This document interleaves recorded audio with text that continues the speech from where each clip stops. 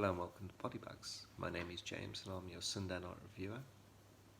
And this evening I decided to take a look at a film that was quite influential for me within the more extreme setting of horror. The much more gore kind of orientated and driven horror. And that was Hideshi Hino's 1985 Flower of Flesh and Blood. It's from the Guinea Pig series. I think this is the kind of definitely one of the better, if not the best, from the original Guinea Pig series, and I think it's the most famous one. It got their notoriety from I don't know whether this is particularly true, but the story of Charlie Sheen watching this film, believing it to be real snuff, and reporting it to the police. I don't know how true that is, but that's just an old tale that's been like bouncing around for many years.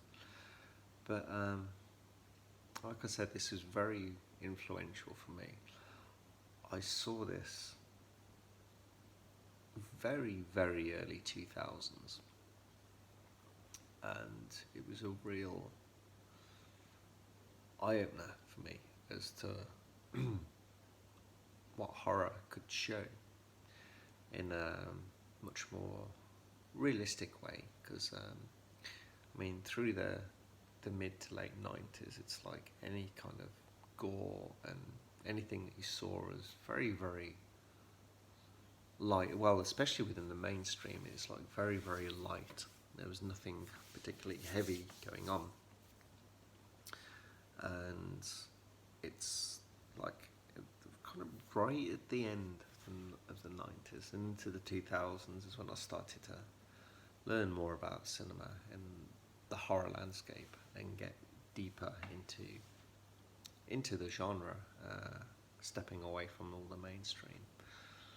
And this was one that was fairly famous. I had the internet in the late 90s, so I was starting to learn a few bits and pieces. More and more websites are popping up, especially in the early 2000s. It was really exploding, and I actually got to watch this online, and I was amazed by not the sheer brutality of the film, but I was in awe of the special effects, especially for its time. And as I said, what I've seen in horror is nothing compared to anything like this film. It's like the visceration and the dismemberment of this poor girl that's just been kidnapped, drugged, so she won't really feel stuff, but she's awake. And then the preceding probably 40 minutes of what happens to her. This was an obvious, huge kind of film for Stephen Byro and his American Guinea Pig.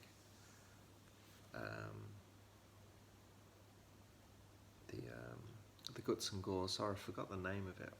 I have it through there. Where that's kind of the same thing. It's like, except we have two women in that film. But I won't go into that. Chris on the Body Bags channel, a Thursday night reviewer, he reviewed that a couple of weeks ago, and really kind of quite good breakdown of that film. I enjoyed his review, so go and check that one out. Like I said, it's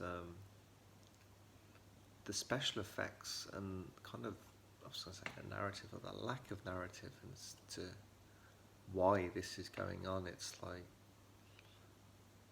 Hideshi Hino, he did not care. He just wanted to showcase what he could do in a kind of such a kind of real way, as also coming from the mainstream films at these times. Like, everything has to have rhyme and reason on why these things are done, and it's like there's a reasoning behind like what's happens in horror films and stuff like that, and this, there was just no reason. It was just take someone, dismember them, keep them alive for as long as you can, tourniquets, things. And yeah, it stuck with me, and it still sticks with me today.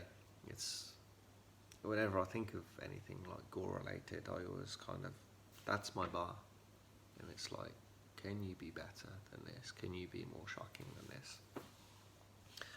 And yeah, and for its time, it's like an incredible piece of cinema for its time. Definitely not for everybody.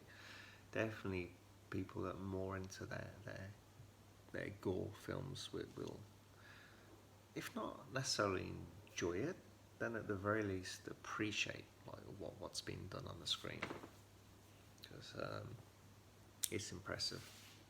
But anyway, that's my kind of very, very kind of quick. This is quick for me, like 6 minutes. Just a quick talk about the film. I hope everyone's doing okay on this COVID-19 lockdown. As I know, many people across many different countries are locked down.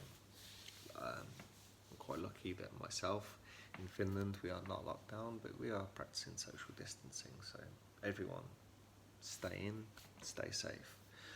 And if you've not checked the film out, please check out. It's it's about 50 minutes long.